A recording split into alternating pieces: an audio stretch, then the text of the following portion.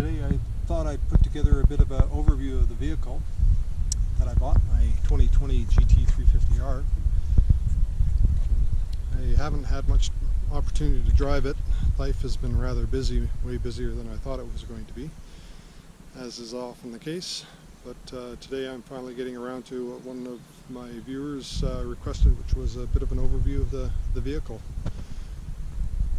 So it's one of 10 GT350Rs, the R model, that are coming to Canada in 2020.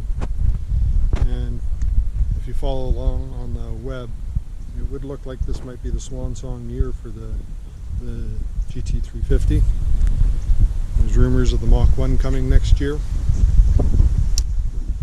So my motivation, wanted to have a rather rare car, wanted to have a fast car, a driver's car.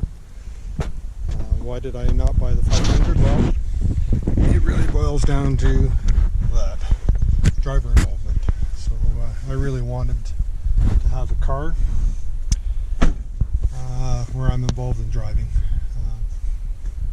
There's no doubt, hands down, that the new 500 with the superchargers, way faster, and with the dual clutch 7-speed transmission, way faster, because and it's the new technology. It's way smarter and way more effective than I could ever be driving this car, or any human could be driving a car with a manual stick. But I just plain enjoy the involvement of operating the vehicle. Anyway, enough of that. I wanted to share with you a start on this car.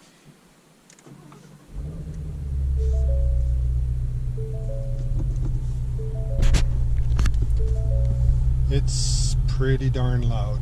This is a car that's going to cause issues with your neighbors if you aren't careful what time you start it up. It's definitely loud, even and this is in quiet mode. So I'll switch it into loud mode now, so you can hear the difference, quite a bit louder.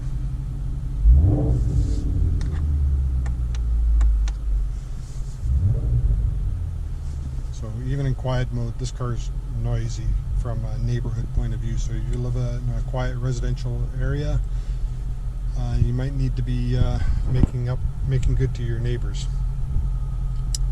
So I did get I think pretty much every option with this car that I could. I bought the carbon fiber instrument panel. I also bought the technology package. As you can see, the navigation is up. And it's kind of hard with the sun angle, but the Bang & Olufsen sound system in it. The sound is quite good.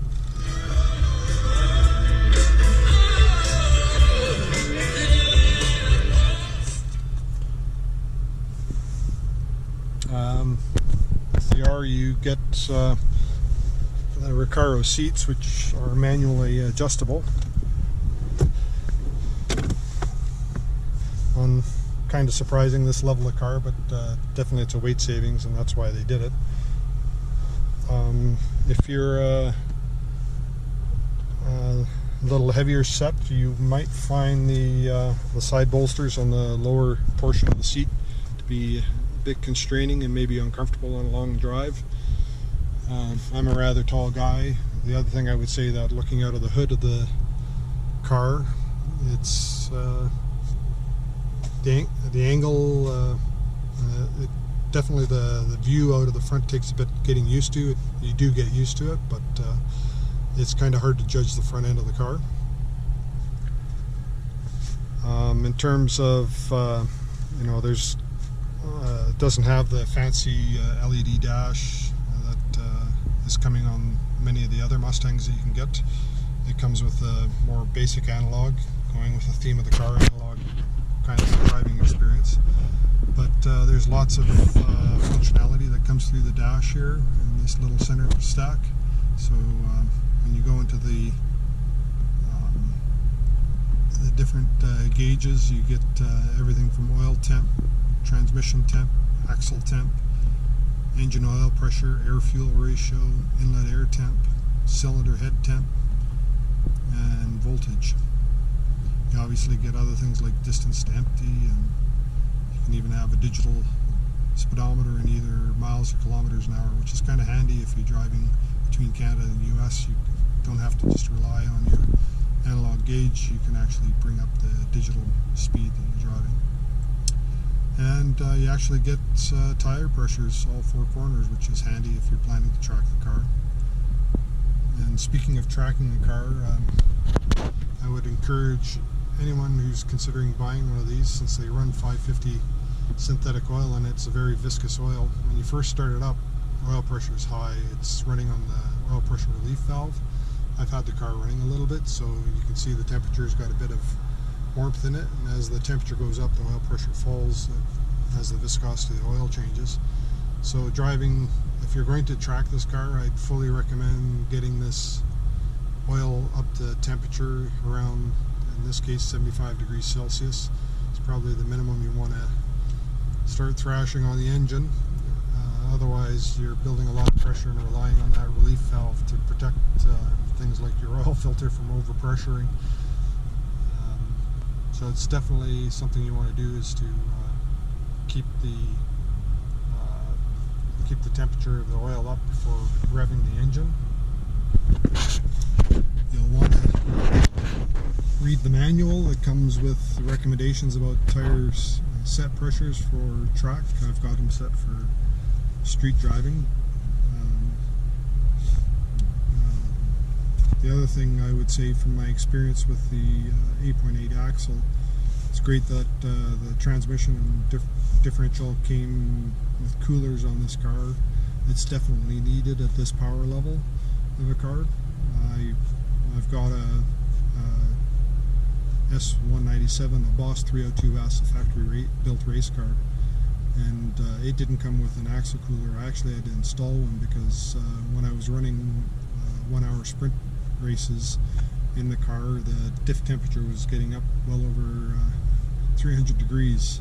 So yeah, the amount of energy going through the rear differential and the inherent efficiencies with going through a differential puts a lot of heat in there, and you do need the heat rejection. So if you're going to track this car, I would encourage you to watch the axle oil temperature, keep an eye on the oil temperature. Transmission, I don't know myself on this car if it's a concern. I haven't seen any issues in my other car with that. So enough of that. Moving on, standard trip fuel economy type information available in the car. There's track apps which have lots of great stuff in here. So there's status screens, tells you which mode you're in on the car, from your steering to advanced track or stability control, launch control, and your suspension and exhaust. You can get accelerometers, so it gives you your friction circle, so you can see lateral G's, braking force, and acceleration that you can achieve on the car as you're driving it. You can do your acceleration timing, so you can find out what your 0 to 60 or whatever is in the car, and brake performance, deceleration from different speeds. There's obviously a line lock feature if you want to smoke the rear tires. Great for drag racers. Don't know why you'd buy this car for drag racing, but it's more of a road course type car. And then there's lap timers. I haven't learned how to set all this up yet, but presumably it would figure out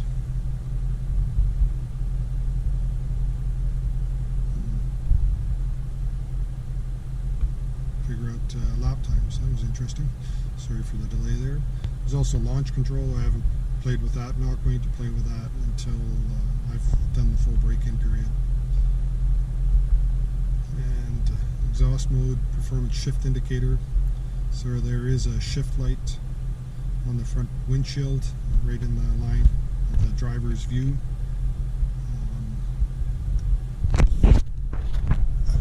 Probably in the lighting you can't really see it that well, but it does track across the windshield. It's a bit annoying on the street, so I've left mine off. Yeah, so that's the track apps that are built into the car. driver assist, that's part of the technology package. Comes with your blind spot monitoring. I didn't know I had auto engine off. That's interesting. It's got cross traffic alert and hill start assist, which is a fantastic addition. I really appreciate having that in a few cars now, and I haven't really experienced it in this one yet, but I'm sure I will, living near the mountains. And there's configuration for different keys for the vehicle. So those are the different bits and pieces for the car. Car comes with all your standard stuff for Bluetooth for your cell phone, all your speed control, resume, cancel, on, off. The speed control actually goes up in 2 kilometer increments, or 1.2 miles per hour each touch. And then there's the controls for your steering modes, your suspension modes. You can adjust stereo controls.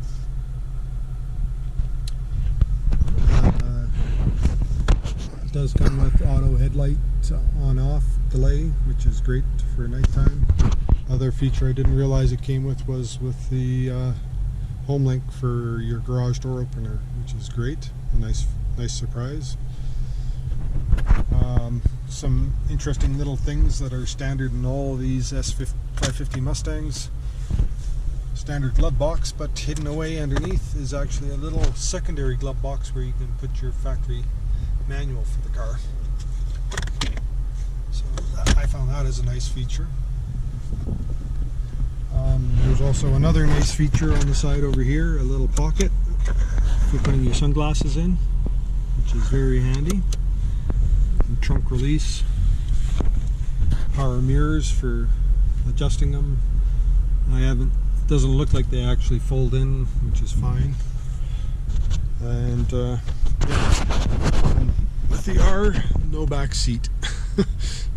So if you've got kids or friends that you're hoping to take along with you in this car, they only get to ride shotgun. Okay, so I'll turn this off and then I'll pop the trunk.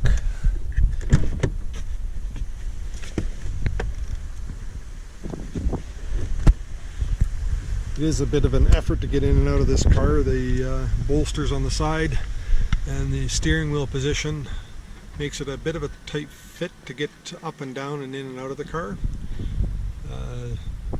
It's not impossible. If you're a really tall guy, I'm 6'2", and a lot of my height is from my waist up. Sort of statistically, I'm probably taller than 6'2". If my legs were longer, I'd probably be a 6'5" kind of guy, maybe 6'6". So headroom is a big issue for me, and lots of cars I don't fit. This one I do, but my head is up there near the headliner, pretty darn close in this car, and it does affect your view of the car. The trunk is pretty Spartan and bare. I've got a few bits and bobs in here. There's a subwoofer you can see on the side right there, and there's no spare tire. It comes with inflator pump kit if you should get a flat. I put in a carpet mat in the back here to avoid spilling anything on the carpet and staining it. Now we'll go and off the hood.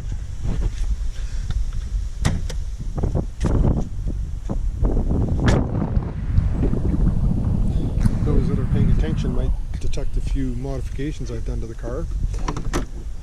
You'd have to be looking pretty close. I'm not going to highlight them today, but yeah, so it comes with an open air element. It seals mostly against the hood. I think it'll keep most of the hot air from under the hood out of the intake of the car. These engines are actually built on the niche line at Flat Rock, Michigan, I believe. So this one was built by Brian Klapak. Hope I didn't murder his name too hard there.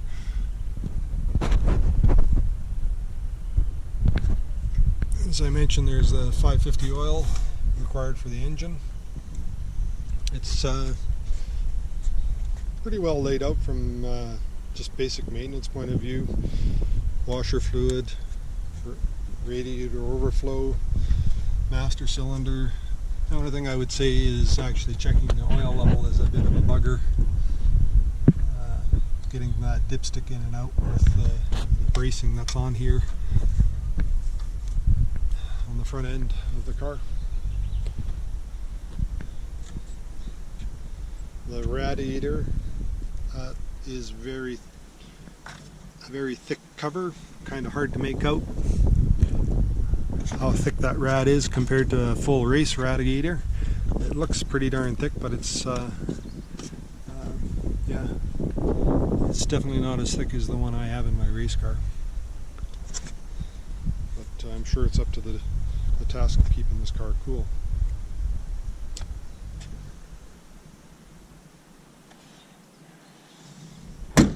The other little sort of neat thing on these cars is the puddle lamps. Obviously daytime right now, but there's a little projector down here that puts a snake emblem right on the ground.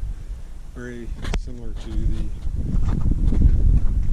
snake emblem on the front of the car. Which is kind of a neat little whizzy trick. Entertains people. Probably one thing I should say also that people may not appreciate is this wing is pretty large actually, and it does obscure the view out of the rear of the car somewhat. It's not terrible, but something to be aware of. As you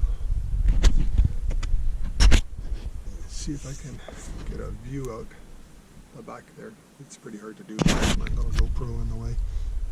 There we go.